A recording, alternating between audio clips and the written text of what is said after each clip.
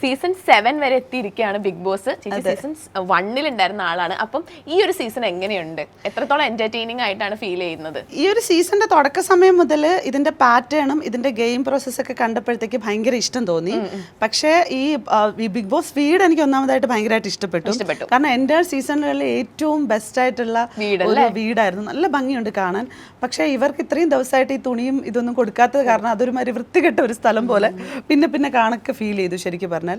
പിന്നെ ഈ പറഞ്ഞ പോലെ ഗെയിംസിനായിട്ട് നിശ്ചയിച്ചിട്ടുള്ള ആളുകൾക്ക് പ്രോപ്പറായിട്ട് ബിഗ് ബോസ് കൊടുക്കുന്ന ഗെയിം കളിക്കാൻ അറിഞ്ഞുകൂടാത്തവരായിട്ട് ഫീൽ ചെയ്തു.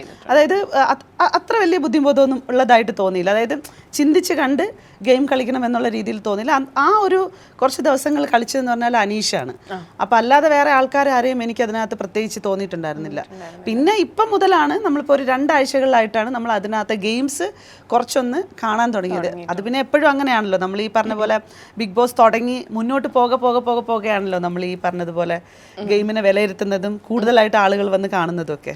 ഇപ്പോൾ ഈ സീസണാണെങ്കിൽ ഏറ്റവും എന്റർടൈനിങ് ആയിട്ടുള്ള ഒരു കണ്ടസ്റ്റന്റ് പറയുകയാണെങ്കിൽ അത് അനീഷാണ്. അപ്പൊ അനീഷിന്റെ ഗെയിമിനെ പറ്റി ചേച്ചിക്ക് എന്താ തോന്നുന്നത്? അതൊരു സ്ത്രീ വിരുദ്ധൻ എന്ന് പറഞ്ഞാണ് അനീഷ് വന്നിരിക്കുന്നത്. അപ്പം അനീഷ് വന്നത് എനിക്ക് തോന്നുന്നു ജനങ്ങളുടെ ഒരു സ്വീകാര്യതയ്ക്ക് വേണ്ടിയിട്ടായിരിക്കാം സ്ത്രീ വിരുദ്ധൻ എന്നുള്ളൊരു ഇതെടുത്തത്, ടാഗ് ലൈൻ എടുത്തത്. കാരണം ഇവിടെ പൊതുവെ സ്ത്രീ വിരുദ്ധരായിട്ടുള്ള ആളുകൾക്ക് ഒരു ഭയങ്കരമായിട്ടുള്ള മാസീവ് കയ്യടിയാണല്ലോ കിട്ടുന്നത്.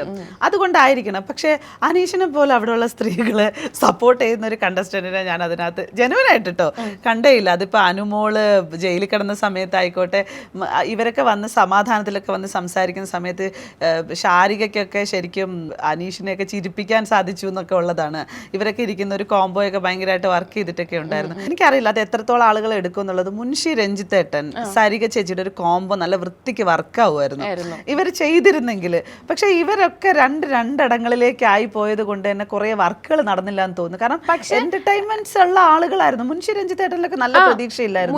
ചേട്ടനാണെങ്കിൽ മറ്റേ കിച്ചന്റെ അവിടെയൊക്കെ ഒരുപാട് കോമഡി പറഞ്ഞിരുന്നു. കാരണം മൂപ്പര് ഇന്റർവ്യൂസ് ഇറങ്ങിയിട്ടുണ്ടായിരുന്നു. എന്നോടും പറഞ്ഞു മൂപ്പര് ഒരുപാട് എന്താ പറയാ കോമഡീസും ഒരുപാട് കണ്ടന്റ് മെസ്സേജുകൾ കൊടുത്തിട്ടുണ്ടായിരുന്നു. പക്ഷേ ഇപ്പൊ ലൈവിലാണെങ്കിലും എപ്പിസോഡിലാണെങ്കിലും നമ്മള് സത്യം പറഞ്ഞ മൂപ്പര് നമ്മൾ ഒരു കണ്ടന്റ് നമ്മൾ കണ്ടിട്ടില്ല. പക്ഷെ അദ്ദേഹം തന്നെ വന്നിട്ട് ഇന്റർവ്യൂസിലാണെങ്കിലും ഒരുപാട് ഇതിനകത്ത് പറഞ്ഞിട്ടുണ്ടായിരുന്നു. അദ്ദേഹം ഒരുപാട് എന്താ കണ്ടന്റ് കൊടുത്തിട്ടുണ്ടായിരുന്നു. അതുപോലെ തന്നെ ഇപ്പൊ സരിക ചേച്ചി ഈ എനിക്ക് തോന്നുന്നു 4 ആഴ്ച കൊണ്ട് 250 പാട്ടുകൾ അവിടെ പാടിയിട്ടുണ്ടെന്ന് പറഞ്ഞു. പക്ഷെ ആകെ നമ്മൾ ഒരു പാട്ട് എന്തോ മാർഗഴി ആ ഒരു പാട്ട് മാത്രമേ നമ്മൾ കേട്ടിട്ടുള്ളൂ. അപ്പൊ എന്തുകൊണ്ടായിരിക്കും ഇവര് ബിഗ് ബോസ് ആണെങ്കിൽ ഒരാൾക്കൊരു നിയമം വേറെ ആൾക്ക് വേറൊരു? അല്ല എനിക്കറിയില്ല. എനിക്ക് ഈ ഫസ്റ്റ് വീക്കിൽ അനീഷിന്റെ ഒരു ഓട്ടോ ആയിരുന്നു. അനീഷിന്റെ പിറകെ മാത്രമാണ് ക്യാമറ ചലിച്ചത്. എനിക്ക് തോന്നുന്നു ഐ തിങ്ക് അതുകൊണ്ട് തന്നെ മറ്റേ കണ്ടസ്റ്റൻസിനെ ഫോക്കസ് ചെയ്തില്ലാന്ന് തോന്നുന്നു. കാരണം സെൻസേഷൻ എന്ന് പറയുന്ന സാധനത്തിന് എപ്പോഴും ഭയങ്കര സ്വീകാര്യതയാണ്. ആളുകളുടെ ഇടയിലേക്ക് പാട്ട് പാടുന്നതും ഒരു വഴക്ക് നടക്കുന്നതും രണ്ടും എടുക്കൂ. പാട്ട് കേൾക്കോ അതോ വഴക്കിന് കൂടുതലായിട്ട് ഒബ്സർവ് ചെയ്യും? ആ വഴക്ക് ആരാ അവിടെ ചെയ്യുന്നത്? അനീഷ് ഒരു 10 വട്ടം റിപ്പീറ്റ് ചെയ്തുകൊണ്ടിരിക്കും. ആളുകൾ മൊത്തം അനീഷിന്റെ പുറകെ നടന്നുകൊണ്ടിരിക്കും. സ്വാഭാവികമായിട്ട് അനീഷിലേക്ക് കണ്ടന്റ് ഉണ്ടാകുന്നു. അപ്പൊ ഇവിടെ നിന്ന് നാടൻ പാട്ട് പാടുന്നത് കൊണ്ടിട്ട് അർത്ഥമില്ല. പക്ഷെ റെലവെന്റ് ആയിട്ടുള്ള മെസ്സേജ് വരെ മുൻഷിച്ചേട്ടൻ കൊടുത്തിരുന്നു എന്ന് പറഞ്ഞു. നിഷയുടെ സൗമ്യ ഇവരുടെയൊക്കെ സ്റ്റോറി എന്തൊക്കെയോ പറഞ്ഞിട്ടുണ്ടായിരുന്നു എന്ന് പറഞ്ഞു. പക്ഷെ അതൊന്നും വെളിയിലേക്കൊന്നും വന്നിട്ടൊന്നുമില്ല. മെസ്സേജുകളൊന്നും അധികം വെളിയിലേക്ക് പോകുന്നില്ല. ലൈഫ് സ്റ്റൈലുമായി ബന്ധപ്പെട്ടിട്ട് എന്തൊക്കെ അവിടെ സംഭവിക്കുന്നു അതാണ് കൂടുതലും വെളിയിൽ പോയിക്കൊണ്ടിരിക്കുന്നത്. പിന്നെ അനീഷ് എന്ന് പറയുന്നത് അതിനകത്ത് ഗെയിമായിട്ട് കണ്ടിട്ടുള്ളത്, ആ ഗെയിം കളിക്കാൻ പഠിച്ചു വന്നെന്ന് മനസ്സിലായതും അനീഷാണ്. പിന്നെ അനീഷ് കളിക്കുന്ന ഗെയിമൊന്നും അല്ല അനീഷിന്റെ ക്യാരക്ടർ.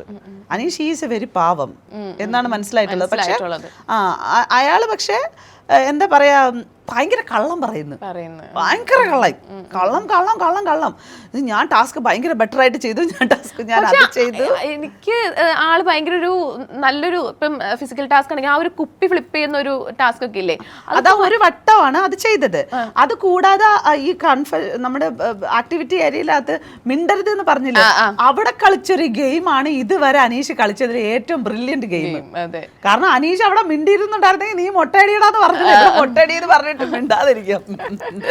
അതല്ല ഇപ്പൊ അനീഷ് ആണെങ്കിൽ ഇപ്പൊ രേണു സുധീന്റെ അടുത്ത് പറയുന്ന ഒരു ഡയലോഗ് ഭയങ്കര വൈറലായിരുന്നു. രേണു സുധി കണ്ണടച്ചുറങ്ങുന്നു, അത് എനിക്ക് 10-18 വട്ടം സെയിം കാര്യം തന്നെ പറയുന്നുണ്ട്. അതെങ്ങനെയാണെന്ന് അറിഞ്ഞൂടാ. ഇയാളിപ്പൊ ലാലേട്ടൻ എടുത്ത് ഇട്ട് കാണിച്ചു കൊടുത്തല്ലോ, അതിനുശേഷം ഇപ്പൊ കുറവുണ്ട്. കാരണം ഇത് പറയുമ്പോഴത്തേക്കും ഇവന് തന്നെ അരോചകം തോന്നി. ഇത് ജനങ്ങൾക്ക് ഇങ്ങനെ കാണുമ്പോ ഇങ്ങനെ.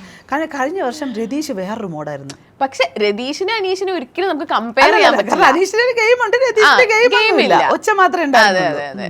ഞാനൊരു കാര്യം ചോദിക്കട്ടെ, ഇത്രയും നേരം ഇരുന്നല്ലോ, എനിക്ക് തോന്നുന്നു മെഹറിന് ഇതുപോലെ ഇന്റർവ്യൂ ഒക്കെ വന്നെന്ന് നേരത്തെ മെഹർ പറഞ്ഞായിരുന്നു. മെഹർ ഇപ്പൊ വയൽക്കാടിൽ പോണെന്നൊക്കെ ആയിരുന്നു, പിന്നെ എന്തിനാ ഇവിടെ വന്നിരിക്കുന്നത്? അല്ല, ഞാൻ നോക്കുമ്പം ഏഷ്യാനെറ്റ് ന്യൂസില് എത്ര വീഡിയോസിലും ഇതിനകത്തൊക്കെയാണ് വയൽക്കാടില് മെഹർ ഫാത്തിമ പോകുന്നു എന്നൊക്കെ പറഞ്ഞിട്ട് കുറെ ഇതൊക്കെ. എനിക്ക് ഇതുവരെ വിളിക്കാത്തതും ഇതുവരെ സംസാരിക്കാത്ത ആൾക്കാരൊക്കെ വിളിച്ച് ചോദിക്കുന്നു, പോവാണോ ഫുൾ സപ്പോർട്ട്. പക്ഷെ ഇങ്ങനെ ഇരുന്നിട്ട് ഭയങ്കര പാമ്പറിങ് ചെയ്തിട്ട് ആൾക്കാരെ ഇന്റർവ്യൂ കണ്ടിട്ടൊന്നും പോവാന്നൊന്നും തോന്നണില്ല മെഹറെ. കുറച്ചൊന്നും ആക്റ്റീവ് ഒക്കെ അല്ല, നമ്മള് എല്ലായിടത്തും നമ്മൾ ഒരേപോലെ നിക്കണം എന്നില്ലല്ലോ ചേച്ചി. ഇപ്പൊ നമ്മള് ഇപ്പൊ ഒരിടത്ത് സംസാരിക്കുന്നു, നമ്മള് ഇപ്പൊ ഇന്റർവ്യൂസിലാണെങ്കിൽ ഞാൻ ചെയ്യുന്ന ഒരു പാറ്റേൺ അങ്ങനെയാണ്.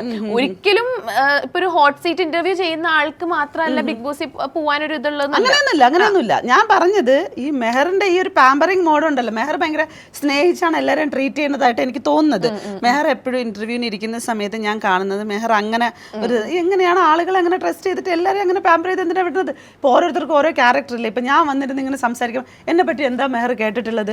പാവം ഒരു ചേച്ചി, അയ്യോ പാവമാണ്, ഇങ്ങനെ ഭയങ്കര സ്നേഹത്തിൽ എല്ലാവരും ഇങ്ങനെ താലോലിച്ച് നടക്കുന്ന ഒരു ചേച്ചി, അങ്ങനെ തോന്നുന്നുണ്ടോ? പക്ഷെ അവിടെയും മെഹർ എന്നെയും ഭയങ്കരമായിട്ട് മെഹർ ഇരുത്താണ്. ഞാൻ പറഞ്ഞു ഈ പാൽക്കുപ്പി 2K കിഡ്സിനെ ഒന്നും കൊണ്ടുവന്ന് ഇവിടെ കൊണ്ടുവന്ന് ഇരുത്തി റെനയുടെ ഫ്രണ്ടാണ്. റെനയുടെ കളിയെ പറ്റിട്ട് എന്താ? എനിക്ക് ഇഷ്ടമാണ് റെനയുടെ ഗെയിം. റെന നന്നായിട്ട് കളിക്കുന്നുണ്ട്. ഒരു 18-19 വയസ്സുള്ള ഒരു കുട്ടി അവിടെ നല്ലൊരു ഗെയിം ഞാൻ പറഞ്ഞത് അത് റെനേനെ അംഗീകരിക്കാൻ പറ്റുന്നു. എന്നിട്ട് ഇവിടെ ഇരുന്നപ്പോ നമ്മള് ഇങ്ങനെ ഭയങ്കര ദേഷ്യപ്പെട്ട് സംസാരിക്കുക അല്ലെങ്കിൽ ഭയങ്കര അലറി സംസാരിക്കുന്നവർ മാത്രമാണ് ബിഗ് ബോസ്. റെനയിൽ എന്താണ് പോയിന്റ്? റെന പറയുന്നത് ഇന്നലെ പറഞ്ഞ വർത്താനം എന്താണെന്നറിയാവോ? കാൽ മസാജ് ചെയ്തതുമായി ബന്ധപ്പെട്ടിട്ട് ഒരു സ്റ്റേറ്റ്മെന്റ് അവിടെ ഉണ്ടായി നൂറയുടെ ഭാഗത്ത് നിന്ന്. അത് ഇവിടെ ബിന്നി മാനിപ്പുലേറ്റ് ചെയ്ത സാധനം വെച്ചിട്ട് അവർ തമ്മിൽ ഇരുന്നത് ഇവരുടെ കണ്ണിൽ ലെസ്ബിയൻസ് ആയതുകൊണ്ടിട്ട് ഏത് പെണ്ണുങ്ങൾ ഒരുമിച്ചിരുന്നാലും ലെസ്ബിയൻസ് ആണെന്നുള്ള രീതിയിലാണെന്ന് ഇവള് ക്രിയേറ്റ് ചെയ്തത്. അതാണോ ബോധം ഇവളുടെ? അല്ല, ഞാൻ 19 വയസ്സായ ലൈക്ക് ഇപ്പം എല്ലാവരും ഇപ്പൊ ഒരാളും അതിനകത്ത് പെർഫെക്റ്റ് ആയിട്ട് കളിക്കുന്ന ഒരാളല്ലല്ലോ. ഒരാൾക്ക് നല്ലതും ഉണ്ടാവും മോശം ഉണ്ടാവും. പക്ഷെ റെന ആണെങ്കിൽ അതിനകത്ത് ഒരു 19 വയസ്സായ കുട്ടി എന്ന നിലയിൽ അവിടെ വന്നതിൽ ഏറ്റവും മിടുക്കിയായിട്ടുള്ള ഒരു കുട്ടി സമ്മതിച്ചു. പക്ഷെ വിവരവും ബോധവും വേണ്ടേ? ഇത് എന്തുവായി കിടന്ന് കാണിക്കുന്നത്? 2K കിഡ്സ് എന്ന് പറഞ്ഞിട്ട് ഇമ്മാതിരിയാണ് ചീ വീടിനെ പോലെ അലറി. എനിക്ക് ഈ ക്രിയേഷൻസ് ഉണ്ടായിരുന്നു സീസൺ 1. ഇപ്പൊ ഞാൻ ഇതുകൊണ്ട് പറയുമ്പോൾ ദിയാസന പോയിട്ട് എന്തിനാണ് കാണിച്ചതെന്ന് നമുക്കറിയാം എന്ന് ചിലപ്പോൾ പറയുമായിരിക്കും. ചിലപ്പോൾ റെനയുടെ ഫാൻസ് അത്രത്തോളം ഉണ്ടെന്നുണ്ടെങ്കിൽ എനിക്കറിയത്തില്ല. റെനേൻ്റെ അടുത്ത് അവിടെ ഉള്ള ആൾക്കാർക്ക് മൊത്തം അസൂയ എന്നാണ് പറയുന്നത്. റെന അവിടെ കളിക്കുന്ന ഡേർട്ടി ഗെയിമാണ്. ആക്ച്വലി ആ ഒനീലിൻ്റെ അടുത്തൊക്കെ ലാലേട്ടൻ വന്ന് ഒനീൽ റിയാക്ട് ചെയ്യുന്ന ഒനീൽ ഒരു എന്താ പറയുക, അയാളുടെ ക്യാരക്ടർ വൈസ് ഒരു ഫ്രീ ആയിട്ട് ഇടപെടുന്ന നല്ല രീതിയിൽ ഇടപെടുന്ന ഒരു മനുഷ്യനാണ്. ഒബ്വിയസ്ലി ആണ്. പക്ഷെ അത് റെന എന്ത് ചെയ്തിട്ടാ? ഈ അനുവിൻ്റെ അടുത്തൊക്കെ ഈ റെനയുടെ എന്തോ കാണിക്കുന്നത്? ഇവർക്ക് എന്താ ഭ്രാന്ത് വല്ലതും ഉണ്ടാ? ഒരു പെണ്ണല്ലേ, ഒരു ഒന്നുമില്ലെങ്കിലും പെണ്ണോ, ഞാനിപ്പോ ആ രീതിയിൽ ആ സെൻസിൽ പറയണല്ല. എങ്ങനെ മെഹറ നിനക്ക് ഫ്രണ്ട് എന്ന് പറയാൻ തോന്നുന്നേ? അല്ല, നമ്മള് ഒരാളെ അങ്ങനെ നോക്കിയിട്ടാണല്ലോ നമ്മള് ഫ്രണ്ട്സിനെ ബിഗ് ബോസിൽ കേറുന്നതിന് മുന്നേ എന്റെ ഫ്രണ്ട് ആയിരുന്നു. അല്ല, ഇത് തന്നെയാണ് സ്വഭാവം. അതൊന്നും പറ്റൂല. അപ്പം സ്വഭാവം. ഞാൻ ഈ കൊച്ചിനെ സപ്പോർട്ട് ചെയ്തിരുന്നു. അടുത്തിടെ ഈ കൊച്ചൊരു സൈബർ കേസുമായി ബന്ധപ്പെട്ടിട്ട് ഈ ഒരു ഇത് കിട്ടുമ്പോ ഞാൻ എന്റെ മോൻ ആ വീഡിയോ അയച്ചു കൊടുത്തിട്ട്, എന്റെ മോന്റെ പ്രായ, എന്റെ മോൻ ജനുവരി 26-ന് 19 വയസ്സാവും. അപ്പൊ ഈ കൊച്ചിന് 19 വയസ്സാണ് ഇപ്പൊ. അപ്പം ഞാൻ ഇവൻ അയച്ചു കൊടുത്തിട്ട് ഞാൻ പറഞ്ഞു, കണ്ട പെൺകുട്ടികളൊക്കെ ഇവിടെ കിടന്ന് പ്രതികരിക്കുന്നത് കണ്ട, ഇങ്ങനെ ആയിരിക്കണം പെൺപിള്ളേരെന്ന് പറഞ്ഞ് ഞാൻ അയച്ചു കൊടുത്തതാ. അതെല്ലാം സത്യം.